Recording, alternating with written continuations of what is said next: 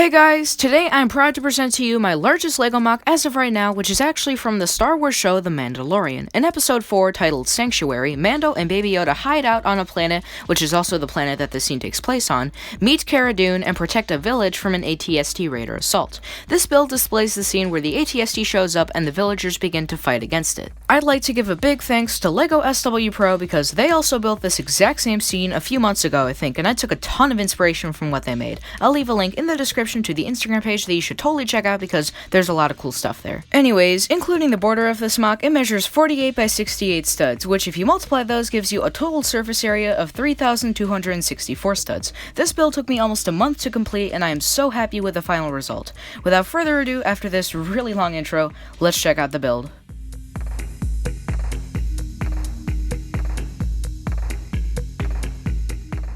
The entire MOC is surrounded by this clean black border. In a few areas, part of the terrain actually spills out, which is an effect I've never tried before and I love the way it looks. The terrain has 4 main areas or color schemes, which I got kinda lucky with because I used up basically all of my pieces in these colors. It starts off with some regular green and a lot of these grass pieces on top, which creates the wild and uneven part of the grass that leads into the woods. There's even a few trees here that I included. Here's how I made them. Cutting through the grass and leading right up to the water is a path made of dark tan and this orange nougat color. In the middle of the MOC, I included this stretch of sand green, which represents the forest grass turning to more flat and control grass, so they might have used a lawnmower here or something. And behind that is this huge section of brown and organic soil that marks the beginning of the inside of the village. I started by building the base for the MOC and then sketching out on paper what I wanted the final product to look like. After that, I built the custom ATST, laid down all the terrain, and included the barricades at the end. I actually documented some of this stuff in one of my other videos, which was a progress update for this build. If you like time lapses, you can check out that video in the iCard above. I actually own the official LEGO set for the exact ATST from this scene, but I chose to build my own so I could change the scale of it and add my own details. When making the ATST, I began by building the legs and working my way up. I had a ton of fun because I don't usually build stuff like ATSTs. The challenge came in making sure it was stable. I had to alter every single joint in this thing at least a couple times, and when the body could finally support the head, I think I may have made some verbal sounds of joy. I also made a separate display stand for the ATST because of how happy I am with it.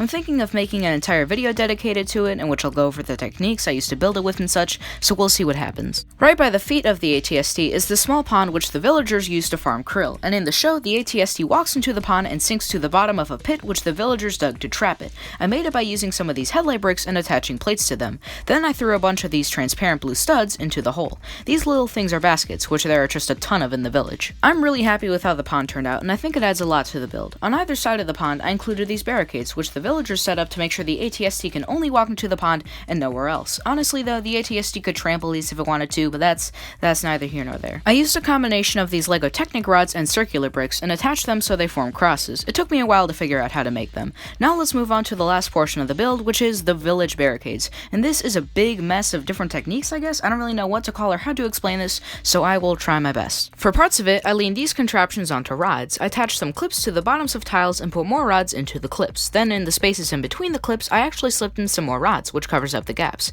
I used this technique about 3 times. Some other details I included are these barrels which have blasters in them, a flag which isn't in the actual scene but I thought it'd look cool, and a ton of torches. I love how the torches turned out and what they add to the build. I also included this large water bucket, which I made by surrounding a gear with a chain and attaching tiles to the chain. Finally, let's take a look at the minifigs. I included 2 of the raiders with some off-brand blasters that I picked up at a LEGO convention a while ago. I'm actually pretty sure all the blasters here are off-brand, so keep that in mind. Then on the right side here, you've got 2 villagers who are holding spears, and on the left side, Cara Dune, and in the middle, another villager with a blaster, and the Mandalorian himself. Anyways, that was the build. I had a ton of fun making this MOC, and I am so proud of the finished result. Feel free to leave your thoughts on this build in the comments below. I would really appreciate it. Thank you so much for watching, and I'll see you next time.